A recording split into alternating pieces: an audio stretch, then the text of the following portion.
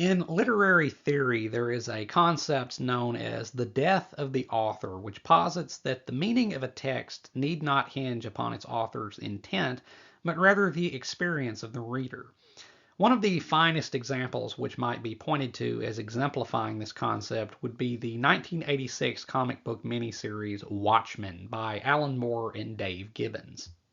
Renowned for being the moment that comics grew up, Watchmen subverted and deconstructed the superhero genre by taking characters typical of such stories and subjecting them to a world which was, if not strictly realistic in a physical sense, meant to be realistic in a moral sense. And yet, for a work so acclaimed, it is odd then that its author has expressed such frustration towards it.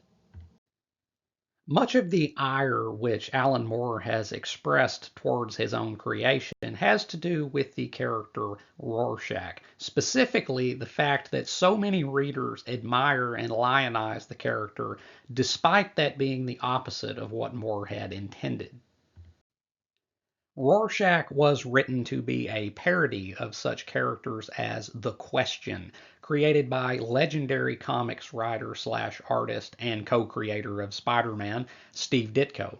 Ditko, an adherent of Ayn Rand's philosophy objectivism, wrote The Question with a stark black and white moral outlook, which is physically reflected in the character Rorschach by his appropriately dichromatic inkblot mask.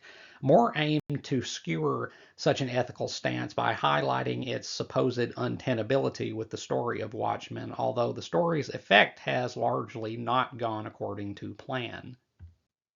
So, to recap the comic's climax, to avert nuclear war between the United States and the Soviet Union, the character Ozymandias perpetrates an elaborate and lethal hoax to make it appear as if the Earth has been attacked by hostile aliens, so as to force the opposing superpowers to make peace in the face of a greater threat, killing millions to save billions. After it appears that his plan has worked, the other characters decide to go along with it, but Rorschach refuses, determined to expose the truth no matter the cost. The intent of this scene is to demonstrate the purported ridiculousness of Rorschach's views. Here we have a character totally devoid of nuance who would genuinely rather see the world destroyed than compromise his own morals. And yet, it is just such unwavering conviction that ironically makes so many readers of the comic exalt Rorschach, contrary to Moore's wishes. The overall point of Watchmen was to subvert the tropes of superhero comics by transposing such outlandish characters into a world with realistic moral dilemmas. The clear-cut absolutist ethics of classic comics, such as those written and illustrated by Steve Ditko, were undercut in favor of a grayer, more relativistic perspective. The message being that quote unquote comic book morality is silly, good and evil aren't actually real but only contextual, and hero and villain are ultimately meaningless terms.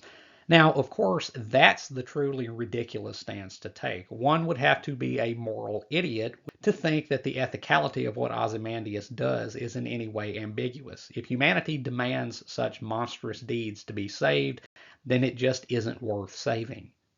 Ends don't justify means, something Zack Snyder, the director of the Watchmen film adaptation and also professedly influenced by objectivism, knew well.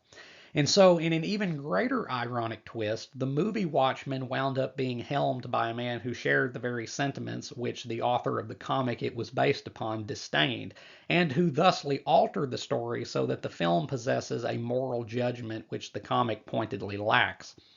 In the movie, after Ozymandias, who is much more dislikable than his comic book counterpart, has executed his plan, the character Night Owl tells him, "You haven't idealized mankind, but you've deformed it, you've mutilated it. That's your legacy."